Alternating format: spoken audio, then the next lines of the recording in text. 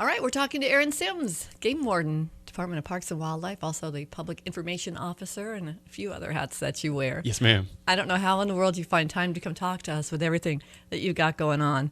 I saw your truck in the parking lot when I came up. That looks like you're right out there in the thick of things. Yes, for sure, in the field. It's definitely muddy right now. We're active during going down county roads, going on property, and it's been pretty slushy the past couple of days. Mm-hmm. So that's why we have to have four-wheel drive trucks. A Crown Vic wouldn't get it, so we're issued those trucks to get around and be able to check hunters. All right, so it's busy hunting season this weekend. We're kicking off, and people are taking off out of work early and just getting ready to go. Yeah, don't be surprised if several people are leaving work early today, getting their bags packed. Tomorrow, starting Saturday, is going to really kick off the general rifle season for whitetail deer. And this is something big around here. We haven't had a whitetail deer season in these southwestern panhandle counties, 14 counties to be exact. We've just had that 9-day mule deer season. But for the first time ever, tomorrow, if you actually have the access to go hunt some whitetail deer, that's going to be afforded to you starting off tomorrow. Key points, though, of course, it's really important to make sure you identify the species. Mm-hmm. Remember, mule deer doesn't start until November 19th this year, and so if you were to pop a mule deer outside of season, that wouldn't be a good thing. So properly identify the species. Of course, there's several differences between whitetail and mule deer. Okay. A couple differences. Number one, the ears. Mule deer have large ears. That's why they're called mule deer, like a big mule, right? And so make sure you're trying to look at the ears. Also, the tail. Whitetail deer are called whitetail for a reason. They have a big, fluffy white tail. Generally, they lift it up when they're running away, whereas the mule deer have a slender black tail.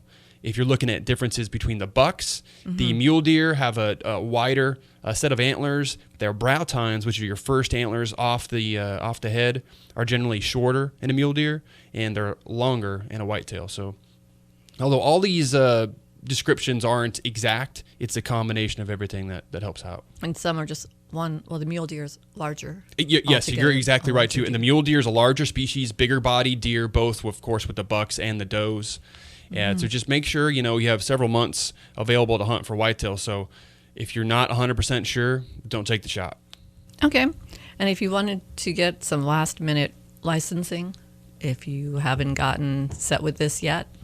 Yes, make sure you have your proper hunting license, right? And this does include the youth. So anyone under the age 17 is when you become an adult in Texas. So until you turn 17, you can purchase the youth hunting license. No additional stamps needed with that youth hunting license. And your deer tags are on there, your turkey tags, even your red drum tag. So get out there, introduce them out to the outdoors, get them off their cell phones, make them appreciate the resource by taking them out there. Yeah, and you just have to watch your county lines and make sure where you are. And great point. Yes, great point. Make sure you know what county you're in and what the bag limits are for that county. There are different bag limits for whitetail deer around the state. There are also antler restrictions depending on which county you're in. We're not in those counties with the antler restrictions in these 14 southwestern panhandle counties. But if you're traveling off, a lot of people have leases in other parts of Texas. Make sure you mind those rules and regulations as well. Okay, great. And we're not just shooting at deer. Now we have quail and dove. And we are, it's really interesting as game wardens. You never know what you're going to check. Starting tomorrow, we're going to have a lot of things going on. Technically, we have quail, we have crane, we have geese, we have duck, we have whitetail deer. It's really interesting. So as game wardens, you got to be multifaceted. You don't know what you're going to check. You got to know the rules and regulations. But it's interesting. It's entertaining for us because we get to talk to a variety of different hunters hunting a lot of different things. And I suppose if you make a mistake and you shoot the wrong species or you're in the wrong county, what should you do? Yeah, so first off, make sure you know the rules and regulations that you don't shoot and do it the wrong way, but contact your game warden. Honesty goes a long way.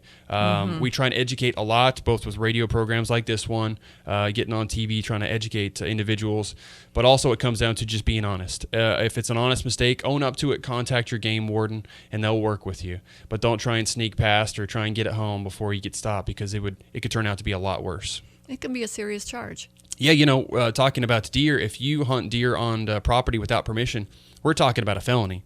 And if you're a convicted felon, you got to remember you're going to lose a lot of rights.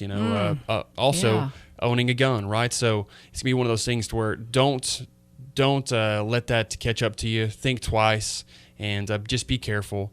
but also report violations as well. A lot of good hunters out there see a violation happen, and they report it to their local game warden, or they call the Operation Game Thief hotline, and we'll follow up on those leads, and you can also remain anonymous. Because I suppose if someone else witnesses that and you haven't reported it, then you are really in a Right, you got to double report trouble there. You got to report a felony, right? Yes, ma'am. So be careful out there. Also remember that the times to hunt, you have 30 minutes before sunrise and 30 minutes after sunset with the deer. But migratory game birds, you don't have that 30 minutes after sunset. And remember, these sunrise and sunset times, they change every day, 1-2 minutes. So we're going off the official ones, not just when the sun's below the horizon. Look those up on your phone. Most people have a smartphone nowadays. Write them down, and then just pay attention to those times. Thank you so much, Aaron Sims. Really appreciate you coming in and talking to us. Yes, ma'am. Appreciate it.